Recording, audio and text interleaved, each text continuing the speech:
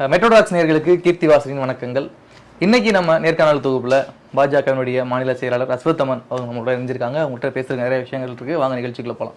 வணக்கம் சார். வணக்கம். எப்படி இருக்கீங்க? நல்லா இருக்கு. இன்னைக்கு காலையிலிருந்து பரபரப்பா பேசப்பட்டிருக்கக்கூடிய ஒரு விஷயம் திருமாவளவன் அவர்களுடைய ட்விட். அது ஆட்சியிலும் பங்கு அதிகாரத்திலும் பங்கு அப்படின்னு சொல்லி ஒரு ட்விட் போட்டு அதை டெலீட் பண்ணிட்டு பத்திரிகைகள் கேட்கும் பொழுது எனது அட்மின் பார்த்த வேலை என்னோட அட்மின் கூட சொல்ல, யாரோ அட்மின் சொல்றாரு. யாரோ அட்மின் எப்படி இவர் பேஜில் போட்டாரு, யார் அப்போ அது போட்டது அட்மின்னா தூக்கம் யாரு, இந்த மாதிரி 1000 கேள்விகளை பத்திரிகையாளர்களும் கேட்குறாங்க. இவ்வளவுதான் திருமாவளவன் அவர்களுடைய அந்த திமிரி எழு திருப்பி அடி இதெல்லாம் அவ்வளோதான். தொடர்ந்து இது போன்ற விஷயங்கள் நடந்துகிட்டு இருக்குது. இப்போ மது ஒழிப்பு மாநாடாக இருக்கட்டும், இந்த மாதிரி விஷயங்கள் அந்த திமுக கூட்டணியிலிருந்து விலகி போற மாதிரியே இருக்குது. அது 2026 தேர்தலில் என்ன மாதிரியான தாக்கத்தை ஏற்படுத்தும்? இல்லை, அது எனக்கு தெரியல. அது நான் ஜோசிக்காரர் இல்லை 2026. பட் இந்த கூட்டணி இந்த கோவம்லாம் வேங்கை வயலில் வந்திருக்கணும். அட்லீஸ்ட் கள்ளக்குறிச்சியில் கள்ளச்சாராயத்தில் பட்டியல் சமூக மக்கள் நிறைய பேர் இறந்து போனாங்க. அப்போயாவது வந்திருக்கணும். இப்போயாவது வருதே அப்படின்னு நினைக்க வேண்டியதான். நம்ம ஆட்சியிலும் பங்கு அதிகாரத்திலும் பங்குன்னு கேட்டிருக்காரு. அதுல என்ன தவறு இருக்குன்னு நினைக்கிறீங்க? ஏன் டெலீட் பண்ணிருக்கக்கூடிய காரணம் என்னவா இருக்கும்? அது அவரு தானே போய் கேட்கணும். இல்லை சார், அது அவங்களோட கோரிக்கைன்றது நியாயமானது தானே. அதை பத்தி நீங்க என்ன நினைக்கிறீங்க? கோரிக்கைலாம் நியாயமானதாங்க. ஏங்க இப்போ தமிழகத்தில் பட்டியல் சமூகத்தை சார்ந்த ஒருத்தர் சிஎம் ஆகணும்னு எவ்வளோ ஏன் பிஜேபி சொல்லியிருக்கிறது, அண்ணாமலை அவர்கள் சொல்லியிருக்கிறார். அந்த அளவிற்கு என்ன சொல்கிறது, அதிகாரம் என்பது ஒரு குடும்பத்துக்கு மட்டும் இருக்கிறது. இந்த குடும்பத்தில் எங்கே இவங்களுடைய பையன், இவங்க பேரன், இவங்க மட்டுமே தான் இந்த கட்சி வந்தால் அவங்க தான் ஆட்சி பொறுப்பில் அமர முடியும் அப்படிங்கிற நிலை என்பது மக்களாட்சிக்கு எதிரானது தானே. நீங்கள் வாரிசு அரசியல் நாம் ஏன் கடுமையாக எதிர்க்கிறோம்? ஏன் நம்முடைய வலுவான எதிர்ப்பை இதில் நம்ம பதிவு செய்து கொண்டே இருக்கிறோம் அப்படின்னு சொன்னால், மக்களாட்சி என்கிற தத்துவத்திற்கே அது எதிரானது. நீங்கள் வார்த்தைக்கு கடைசி கட்ட மனிதனுக்கும் ஜனநாயகம் எல்லோருக்கும் அதிகாரம்னு சொல்லி இப்போ நல்ல வார்த்தைகளை போட்டுட்டு அதையும் பயந்துட்டு திருப்பி ட்விட்டர்லேருந்து ரிமூவ் பண்ணிடலாம். ஆனால் அதுதானே உண்மையிலே அண்ணல் அம்பேத்கர் அவர்களுடைய நோக்கம். அண்ணனுடைய நோக்கம் அதுதானே. அது எங்கே நடந்தது? குறிப்பாக தமிழகத்தில் எங்கே நடந்திருக்கிறது? உத்தரப்பிரதேசத்தில் மாயாவதி அவர்கள் வந்துட்டாங்க. இன்னும் பல இடங்களில் இங்கே நாங்கள் பட்டியல் சமூகத்தை சார்ந்த டாக்டர் முருகன் அவர்களை 2 முறை அமைச்சராக்கி அழகு பார்த்துருக்கிறோம். அதுக்கு முன்னாடி மாநில தலைவர், அதற்கு முன்னாடி SC/ST கமிஷனுடைய வைஸ் சேர்மன், இப்படி பல்வேறு பொறுப்புகள். இன்னும் சொல்ல போனால் பட்டியல் சமூகத்திலேயே ரொம்ப ஒரு மோசமான நிலையில் தள்ளப்பட்டிருக்கிற ஒரு சமூகமாக இருந்தது சமூகம். அந்த சமூகத்திலிருந்து நாங்கள் ஒரு ரெப்ரசன்டேஷனை கொடுத்துட்டு வரோம். அப்போது இது ஆக்கப்பூர்வமான ஜனநாயக பாதையில் இருக்கிற பாரதிய ஜனதா கட்சி போன்ற கட்சிகளால் தான் இதை சிந்திக்கவும் செயல்படுத்தவும் முடியும். வாரிசு அரசியல் இருக்கவங்களும் அவங்க குடும்பத்தை தாண்டி பக்கத்தில் சைடில் கனிமொழியாக வர முடியாது. அப்புறம் எங்கள் பட்டியல் சமூகம் வர்றது. இவங்களுடைய கொள்கை எல்லாமே சனாதனம் எதிர்ப்பு, அதை மட்டும்தான் கூறியது. ஏன்னா இப்போ சமீபத்தில் வெளியான இந்த கிரேட்டஸ்ட் ஆஃப் ஆல் டைம் அப்படின்றதுல கூட சனாதனம் இருக்குது அப்படின்னு சொல்லி விசிக எம்பி சொல்லியிருந்தார் இல்லையா? நான் எனக்கு இந்த சினிமாவை பற்றி என்ன சொல்கிறது, அவர் தான் வேலை இல்லாமல் போடுறாருன்னா அதை பற்றிலாம் நான் கருத்து சொல்லிகிட்டு இருக்க முடியாது. சனாதனம் அப்படின்ற வார்த்தைக்கு நிலையானது அப்படின்னு சொல்லி அர்த்தம். சரிங்களா? சனாதனத்தை வேறு இருப்போம் அப்படின்னு சொல்லி கொஞ்ச நாளைக்கு முன்னாடி மாநாடு நடத்தி ஊரில் இருக்கிற செவுரு தானே உங்களுக்கு விடுதலை சிறுத்தைகள்னாலே செவுரு தான். எங்கே அந்த விடுதலை சிறுத்தைகள் எங்கே இருக்குன்னா சவுத்தில் இருக்குது. செவுத்தெல்லாம் பிடிச்சிருவாங்க. அதை அதுதான் அவங்களுடைய அரசியல். அதில் என்ன எழுதுவாங்கன்னா சனாதனத்தை வேறு இருப்போம் அப்படின்னு எழுதியிருப்பாங்க. கொஞ்ச நாளைக்கு முன்னாடி பார்த்துருப்பீங்க. அப்படின்னா என்ன அர்த்தம்? நிலையானதை வேறு இருப்போம் அப்படின்னு அர்த்தம். நிலையானதை வேறு இருப்போம் கேட்குறதுக்கு காமெடியா இல்லை? சனாதனம் என்கிற வார்த்தைக்கு, தனிப்பட்ட வார்த்தைக்கு வேறு எந்த அர்த்தமும் இல்லை, நிலையானதுன்னு அர்த்தம். சனாதன தர்மம் அப்படின்னு சொல்லும்போது தர்மம் நிலையானது, நிலையான தர்மம். சனாதனன்ற வார்த்தையே அவசியம் இல்லை, தர்மன்ற வார்த்தையே போதும். நான் தான் சொல்லிட்டு இருக்கேன் ரொம்ப நாளாக எங்கள் ஆளுங்கள்ட்ட. தர்மம் அப்படின்னாலே நிலையானது தான். புரியுதுங்களா? நிலையான ஒரு விஷயம் எது மாறாதது? உலகம் மாறிக்கொண்டே இருக்கும். மாற்றம் என்பது எல்லாவற்றிற்கும் நிலையானது. எந்த ஒரு விஷயத்துக்கு மாற்றம் இல்லையோ அது தர்மம். அதனால் அது சனாதனம் என்கிற சிறப்பு பெயரால் அழைக்கப்படுகிறது. அதையே நீங்கள் வேறு இருக்கணும். நீங்கள் அதை வேறு, அதாவது இந்து தர்மத்தை நாங்கள் வேறு இருப்போம் அப்படின்னு சொன்னால் அது அண்ணல் அம்பேத்கர் அவர்கள் சொல்லியிருக்கிற கான்ஸ்டிடியூஷனுக்கு எதிரானது தானே. விசிக கட்சி ஆரம்பித்ததுலேருந்தே அண்ணல் அவர்களுடைய பாதைக்கு எதிராகத்தான் சென்று கொண்டிருக்கிறார்.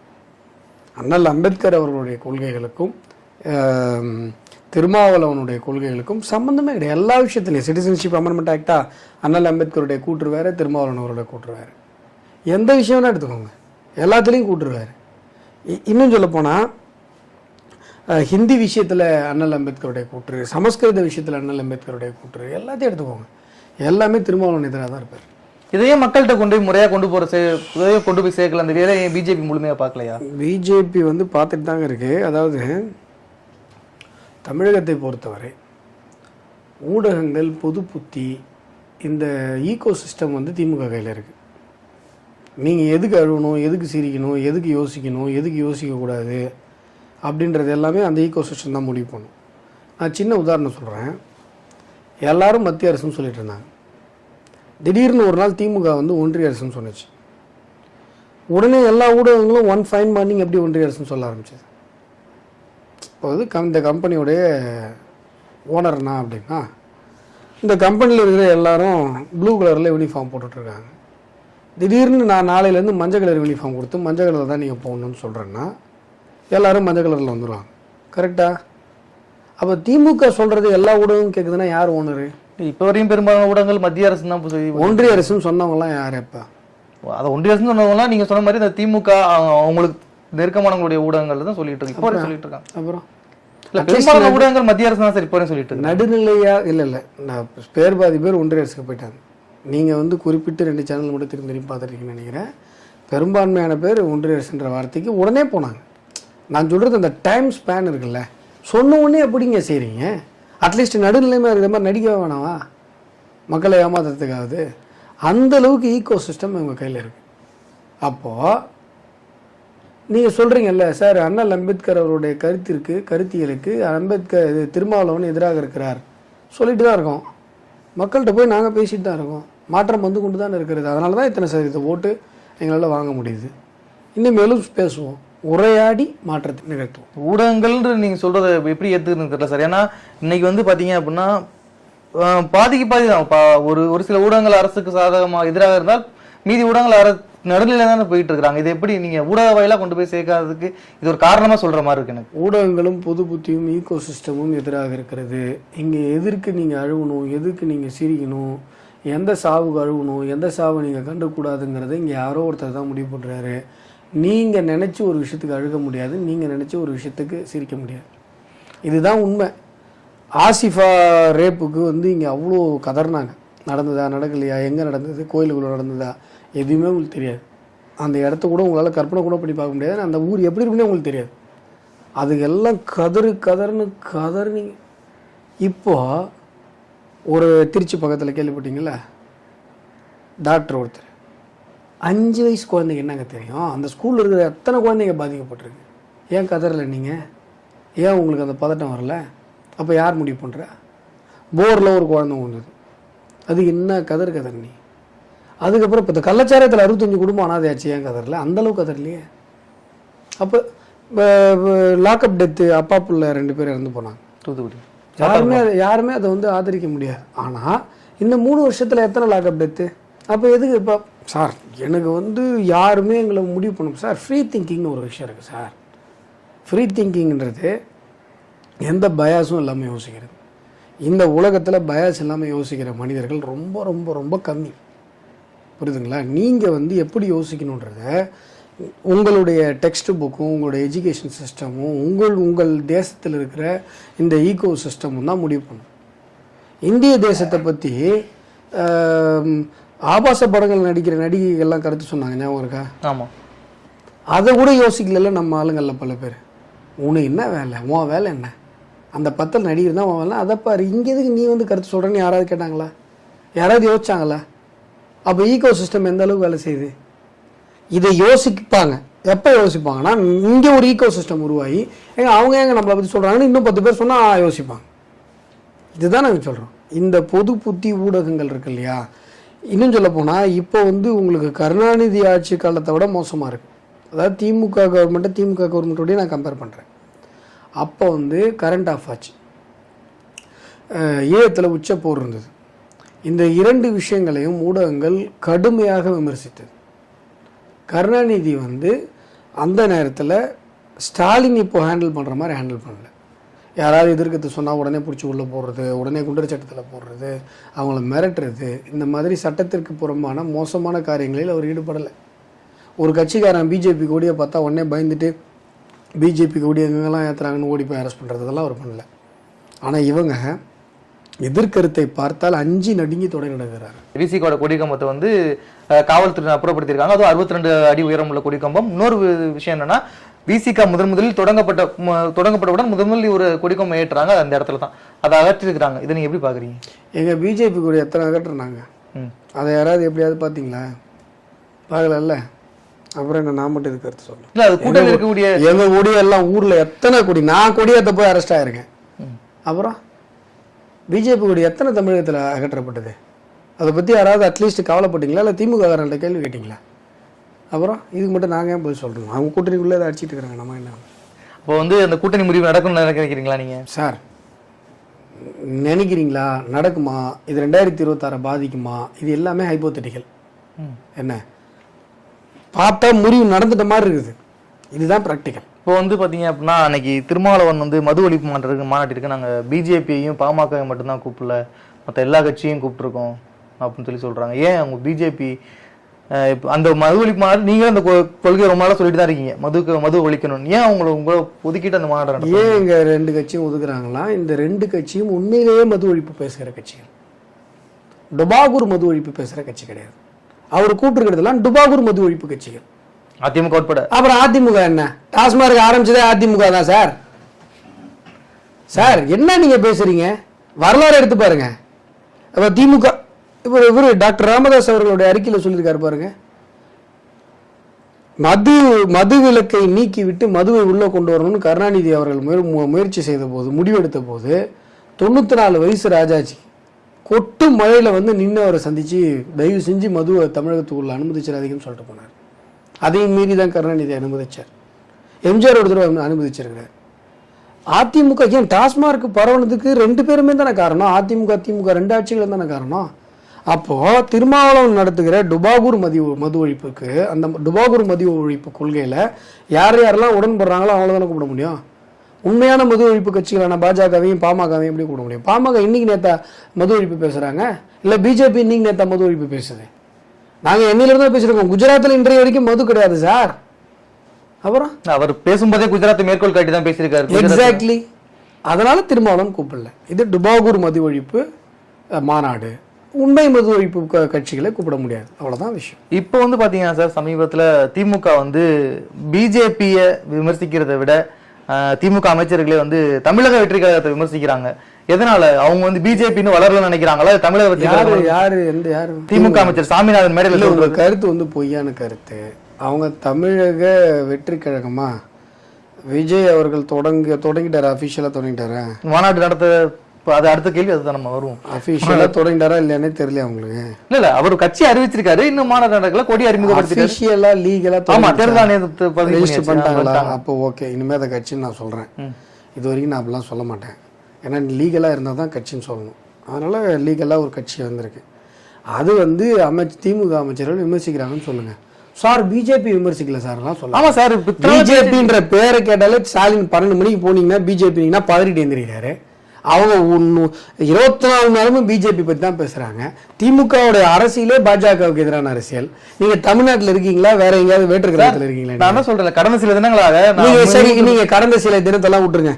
ஸ்டாலினோட ட்விட் எடுத்து பாருங்க. எத்தனை ட்விட்டு பிஜேபின்ற வார்த்தை இல்லாம இருக்கு. இவரு துரைமுருகன், KN நேரு, யார வேணா எடுத்துக்கோங்க, சம்பந்தமே இல்லாம ஒரு மேடையில நீங்க தேசிய கட்சி உங்களை பேசாம நேற்று வளரக்கூட இல்லை, நீங்க சொன்ன மாதிரி கட்சியாவே இப்பதான் அங்கீகரிச்சிருக்காங்க.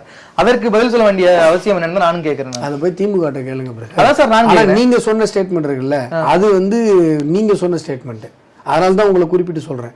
பிஜேபியை கொண்டுக்கல சார், விஜய் கட்சியை கண்டுக்கிறாங்க சார், இது தப்பு சார். உங்களுக்கு நீங்க ஏதோ செவ்வாய் கிரகத்தில் இருக்கீங்கன்னு நினைக்கிறேன்.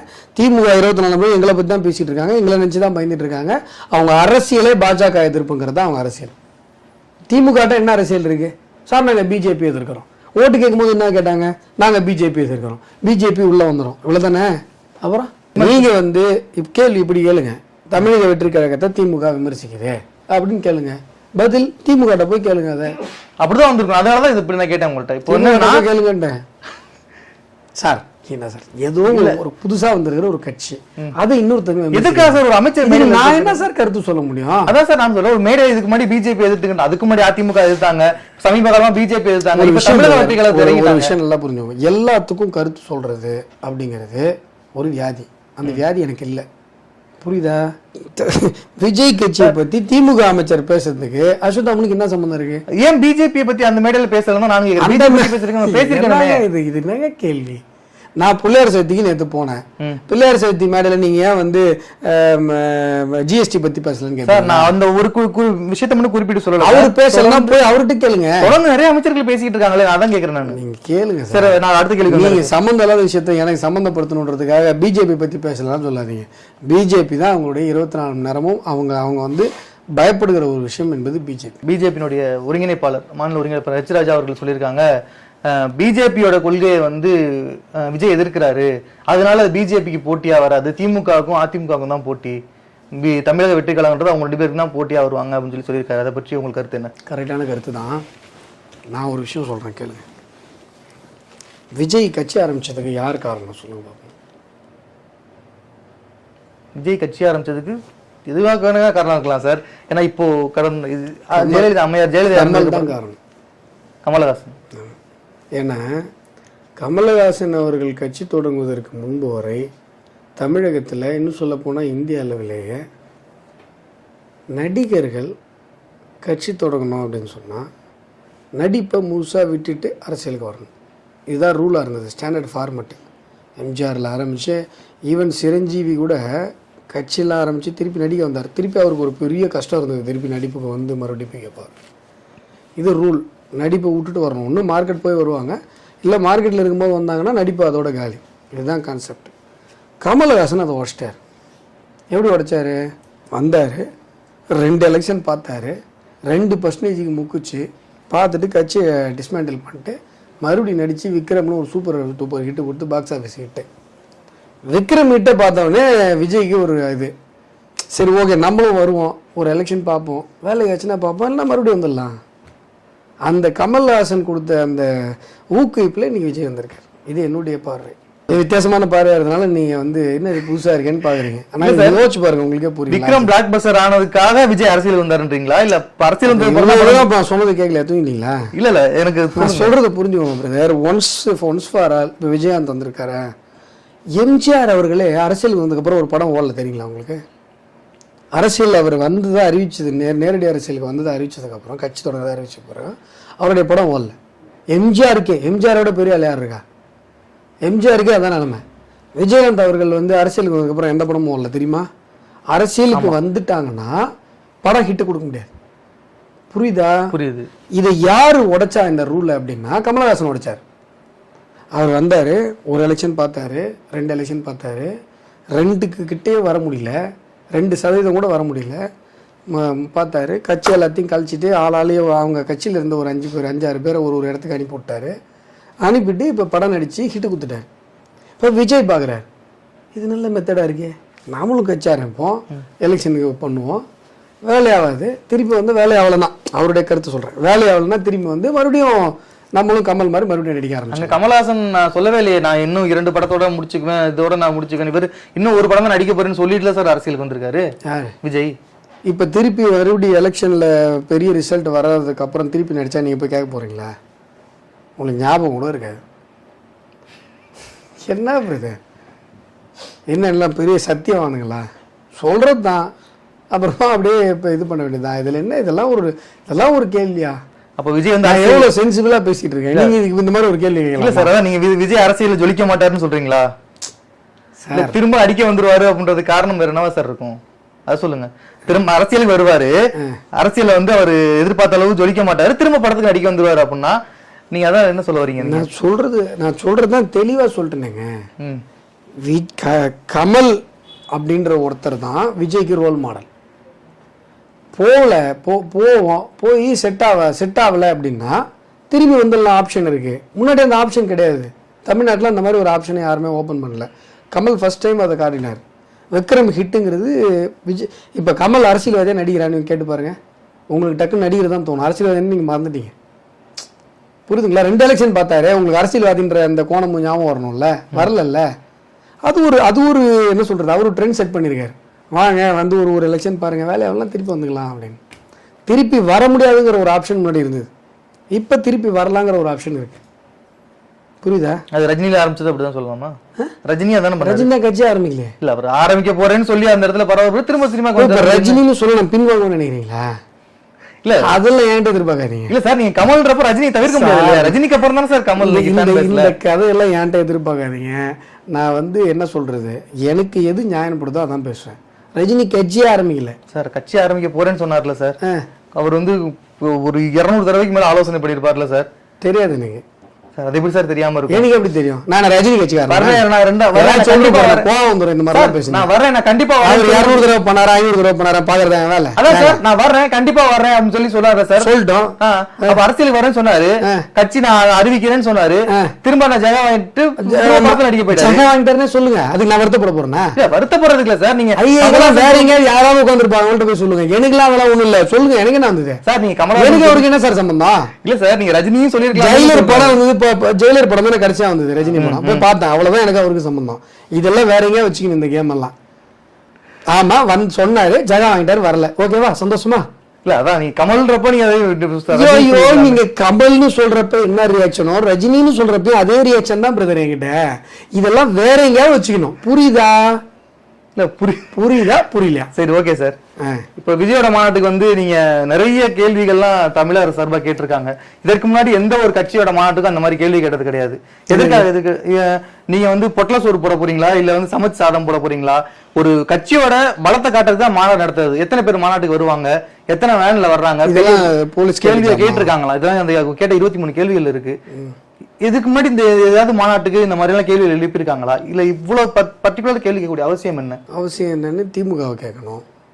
இந்த மாதிரி வந்து மாநாட்டுக்கு தொல்லை கொடுக்குறாங்க அப்படின்னு சொல்லி விஜய் தரப்புல இருந்து, அவருடைய கட்சி தரப்புல இருந்து வெளியில பேசக்கூட இல்லை எனக்கு தெரிஞ்சு.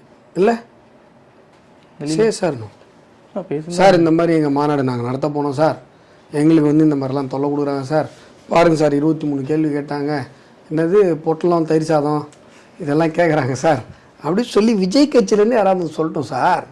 அது அவங்க பிரச்சனைக்கே அவங்களால குரல் கொடுக்க முடியல, அப்புறம் மக்கள் பிரச்சனைக்கு எப்படி குரல் கொடுப்பாங்க? அது இதுக்கு நாங்கள் குரல் கொடுக்கணும்? குரல் கொடுக்கணும் உங்களுடைய கருத்து தான். என் கருத்தே எதுக்கு உங்களுக்கு? இதில் எதுக்கு நான் கருத்து சொல்லணும்? திமுகவுக்கு அவங்க கட்சிக்கும் சண்டை, இதுக்கு நான் கருத்து சொல்லணும்? நான் ஏன் சார் கருத்து சொல்லணும்? எங்கள் கட்சியில் நாங்கள் ஒரு ஆர்ப்பாட்டம் பண்ண முடியல. திமுக வந்து 3 வருஷமாக திமுக ஒரு கட்சியை பார்த்து பயப்படுது, ஒரு கட்சி கொடியை பார்த்து பயப்படுதுன்னா பிஜேபி. எங்கள் பிரச்சனை தான் நாங்கள் பேச முடியும். நாங்கள் எங்கள் பிரச்சனை பேசுகிறோம்ல, அவங்க பிரச்சனை இருந்ததுன்னா அவங்க தான் பேசணும், நான் ஏன் பேசணும்? அவங்கள பேச சொல்லுங்கள் முதல்ல. தான் பிரச்சனைக்கு குரல் கொடுக்கலாம், அப்புறம் மக்கள் பிரச்சனைக்கு எப்படி குரல் கொடுப்பாங்க?